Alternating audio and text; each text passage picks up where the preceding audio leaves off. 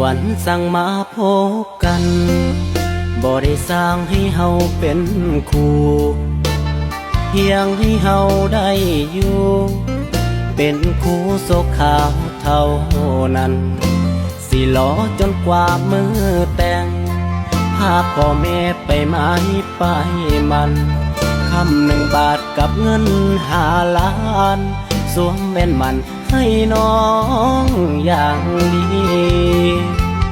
อยู่มาบ่ทันฮอดเดือนออกอาการของคนหลายใจเจ้าไปแอบหลักมีผู้ใหม่ลิ้นกับสายแบ่งใจไปทั่วหากเจ้ายังลิ้นบ่พออย่าเฝ้าคิดว่าสิเอาผัวจงใส่คำว่าสัว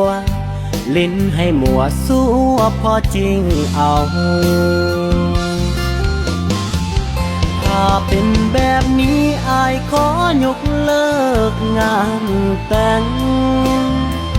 สินสอดบ่แพงแต่มันจิ้มแทงหัวใจอายเสียหน้าเสียตาพ่อแม่บ่พอแถมยังเฮ็ดอายเสียใจขอบใจที่ให้อายเห็น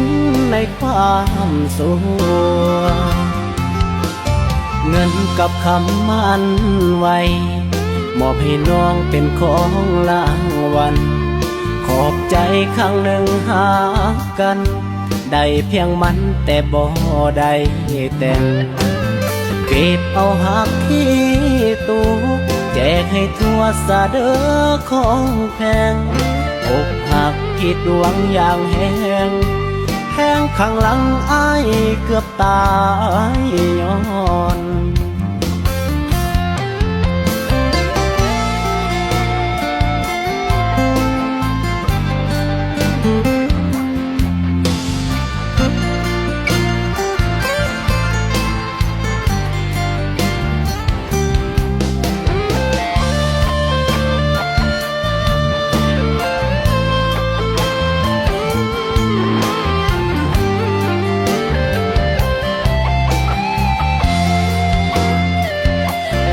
เป็นแบบนี้อายขอยกเลิกงานแต่ง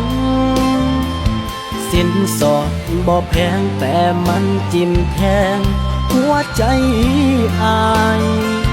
เสียหน้าเสียตาพ่อแม่บ่พอแถมยังเฮ็ดอายเสียใจขอบใจที่ให้อายเห็นในความสัวเงินกับคำมันไว้มอบให้น้องเป็นของรางวัลขอบใจครั้งหนึ่งหากันได้เพียงมันแต่บ่ได้แต่งเก็บเอาหักที่ตู